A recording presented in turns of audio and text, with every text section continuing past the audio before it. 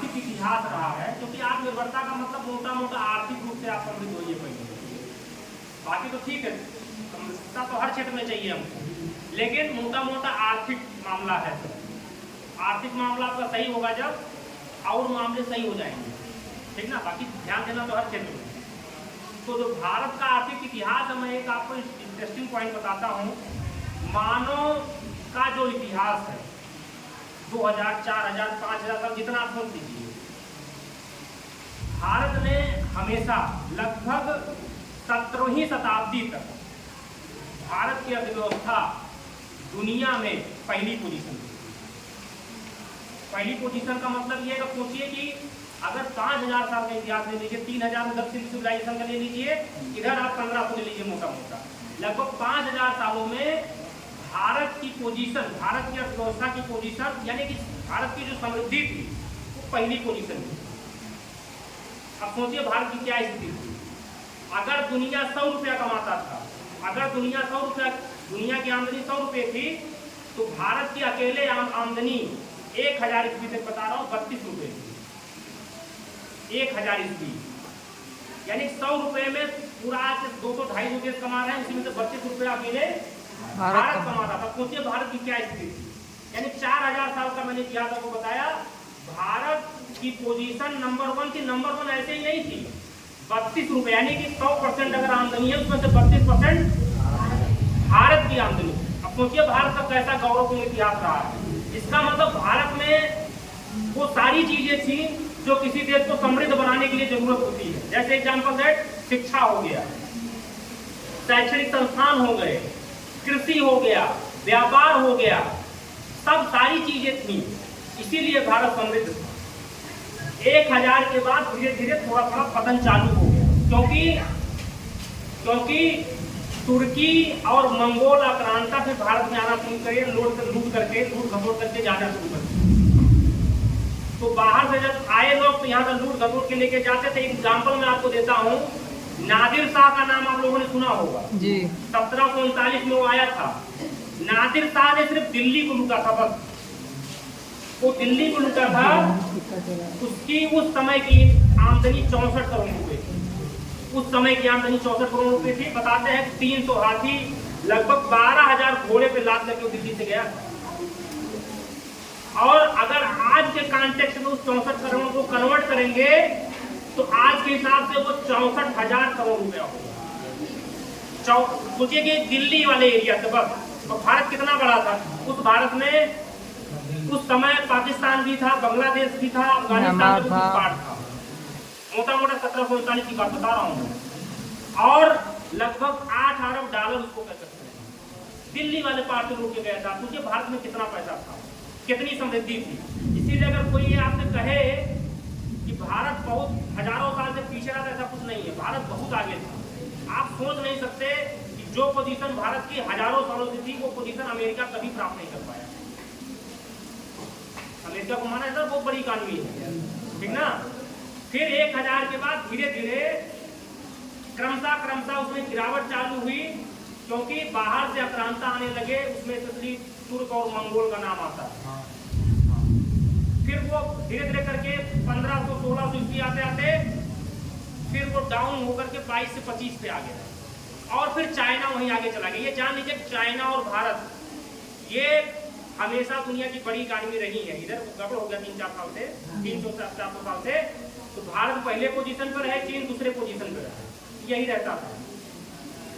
फिर जब अंग्रेज आ गए तो अंग्रेजों की वजह से इतना बेतहाशा लूट चालू हुई कि भारत की पोजीशन कम होते होते 3-4% पे आ गई।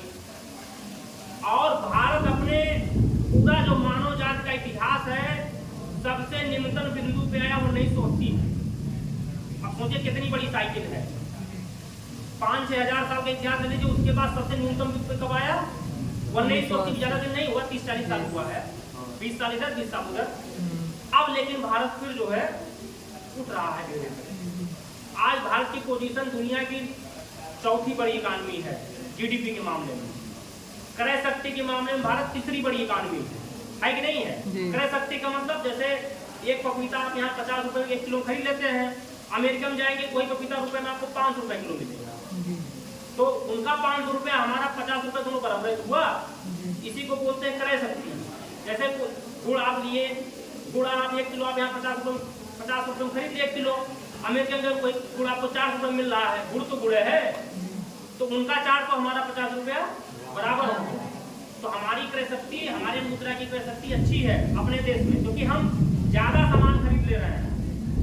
उतने रुपए 50 रुपए में आप कभी भी गुड़ वहां नहीं पाएंगे, वो आपको 400-500 रुपये किलो मिलेगा, 400-500 रुपये किलो मिलेगा।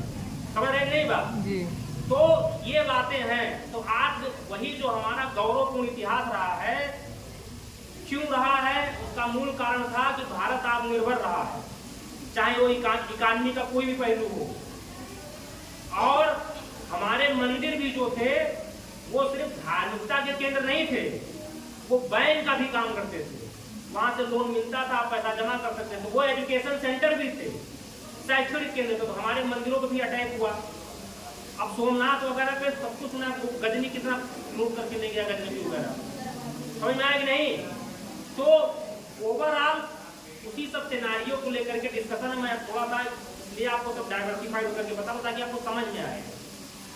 एग्रीकल्चर सेक्टर हमारा ऐसा था कि एग्रीकल्चर सेक्टर हमारा टैक्स देता था गवर्नमेंट को, राजस्व देता था, इस तरह का एग्रीकल्चर था। लेकिन सिर्फ एग्रीकल्चर नहीं था, हमारे पास इंडस्ट्री भी थी। अब जैसे सोचिए 3री से 4वीं शताब्दी ईसा पूर्व, आज के 2500 साल पहले, प्लिनी कहता है कि लगभग 5 करोड़ की चाबी हर साल यूरोप के लोग भारत भेजते हैं, क्योंकि सामान जब भारत देता है, उनके पास कुछ सामान देने लायक भारत को है ही नहीं, क्योंकि भारत हर मामले में आत्मनिर्भर है।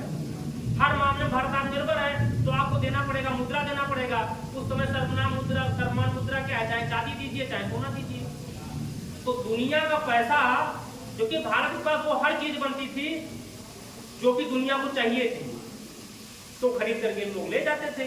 अब उनके पास ऐसी कोई चीज नहीं है जो हमको दे सके उतनी मात्रा में, तो उनको पैसा देना पड़ता था। पैसे में चाहे चांदी दे चाहे सोना दे, समझ आए कि नहीं? प्लिनी यहाँ जब लिखता है कि यहाँ की महिलाएं जो है पागल हो, स्त्रियां पागल हो गई हैं, क्योंकि अपने यहाँ कपड़े इतने रिफाइंड बनते थे कि यहाँ तक कहा जाता है कि अंगूठी से पूरा साड़ी आप निकाल देंगे, इतनी रिफाइंड पश्मीना साल हाथ के कपड़े इतना बढ़िया बनते थे। एक साड़ी से पूरी आप मोड़ करके पूरी साड़ी निकाल देंगे अंगूठी से। वो वहाँ की स्त्रियों पर नाराज होता है कि तुम लोग क्यों पहनते हो, तुम्हारा हमारा पैसा तो चला जा रहा है भारत। तो भारत को ऐसे ही सोने की चिड़िया नहीं कहा जाता था, सोने की चिड़िया था वो, कहता नहीं भारत सोने की चिड़िया थी, तो ऐसे नहीं थी वो, था। मैंने आपको बताया ना कि 32 से 35% लगभग, यही 500 से 700 साल छोड़ दीजिए, जो भी मानव जाति का इतिहास है उसमें भारत ने लीड किया दुनिया को। और दुनिया ने किसी के ऊपर अटैक करके उसे छीना नहीं है, उसने ट्रेड किया है, ठीक ना, उसने व्यापार किया है। चाहे मेसोपोटामिया की सिविलाइजेशन हो, चाहे मिस्र की सभ्यता हो, चाहे जहां की सभ्यता हो, सबसे उसने ट्रेड किया। इसीलिए जब खुदाई वगैरह होती है उस वाले बेल्ट में, पश्चिमी भारत में, तो तमाम देशों की मुद्रा, चाहे रोमन हो चाहे यूनानी हो, हर जगह की मुद्राएं मिलती। इसका कारण यही है कि जैसे आज के समय में भी आप जाइए, जो महानगर में बैंक है, बड़े बैंक है, जैसे SBI ले लीजिए, तो आप चाहें तो वहाँ डॉलर ले सकते हैं, क्योंकि आपको विदेश जाना तो पैसा रहना चाहिए ना डॉलर। अगर वैसे देश में जहाँ पे डॉलर चलता है वैसे देश में आप जाना चाह रहे हैं तो कन्वर्ट करना पड़ता है। तो पहले ऐसे होता था, बंदरगाहों पे वो बैंक होते थे, आप जाइए, ये पैसा बदलिए, वो पैसा करिए, मुद्राएं जो बैंक, जैसे आप SBI जाइए, प्रयागराज या बनारस में जाइए, तो SBI के पास जाएंगे, उसके पास तमाम देशों की मुद्राएं मिलेंगी। जिस देश की मुद्रा चाहिए उस देश की मुद्रा आपको एक निश्चित मात्रा उसमें मिल जाएगी। तो इस तरह की चीजें हमारे यहाँ बंदरगाह पे पहले होते थे, बड़े महानगरों में होते रहे होंगे पहले, समझ में आया कि नहीं? तो भारत का एक गौरवपूर्ण इतिहास रहा है, एक वेल डेवलप्ड सोसाइटी थी। अगर नहीं होती तो ये संभव ही नहीं था कि आप दुनिया को आर्थिक रूप से लीड कर पाते, संभव ही नहीं था। यहाँ के शैक्षणिक संस्थान भी कम से कम 10 यूनिवर्सिटी तो मैं आपको अभी बता सकता हूँ जो 1 ईस्वी के आसपास थे, या 4-5 ईस्वी तक ले लीजिए, 10 यूनिवर्सिटी बता सकता हूँ, बड़ी यूनिवर्सिटियाँ जहाँ पे 10-10 हजार 8-8 हजार विद्यार्थी पढ़ते थे उस समय, जब पॉपुलेशन कितनी थी, 20-18 करोड़ 15 करोड़ ऐसे पॉपुलेशन थी। जैसे नाम आप लोग नालंदा यूनिवर्सिटी सुना ही होगा आप लोगों ने,